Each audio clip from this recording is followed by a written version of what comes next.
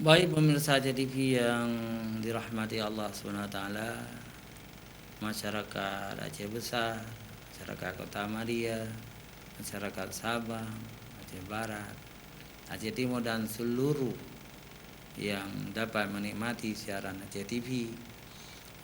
Mari kita mengambil kesimpulan. Yang pertama, sebagai hamba Allah, kita harus selalu waspada, hati-hati, menjauhkan diri dengan kerumunan, ya, termasuk salat-salat yang dianjurkan untuk jarang-jarang sah, walaupun ada pendapat yang menyalahkan misalnya, tetapi sebagai orang Indonesia kita selalu patuh kepada pemimpin kita, terutama ulama dan umara. Yang kedua, meskipun kita sedang dalam keadaan susah, sedang dalam keadaan dicoba oleh Allah SWT, kita selalu taat, takwa kepada Allah SWT. Jangan sekali-kali meninggalkan salat 5 waktu. Yang ketiga, stop semua kemaksiatan, karena Allah SWT telah menjadikan tubuh kita ini sebagai rekaman, sebagai video, ya. Nanti kita akan diperlihatkan kembali apa yang telah kita lakukan.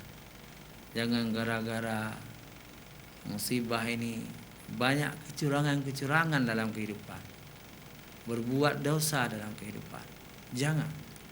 Jauhkan maksiat, takut kepada Allah SWT. InsyaAllah kita akan selamat di dunia dan di akhirat. Yang kelima, yang keempat ya. Jangan sekali-kali kita lupa kepada saudara-saudara kita, kepada orang tua, kakak, abang, semuanya famili kita. Jangan putuskan silaturahim.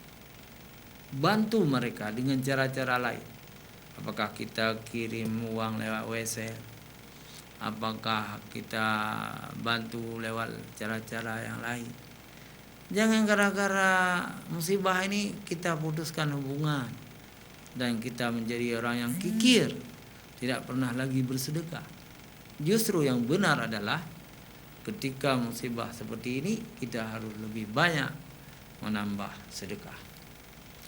Pemirsa JTV yang dirahmati Allah, akhirnya kami mohon maaf kalau ada kata-kata kami tidak sesuai, kalau ada jawaban-jawaban kami juga tidak sesuai dengan keinginan dari pemirsa, ya.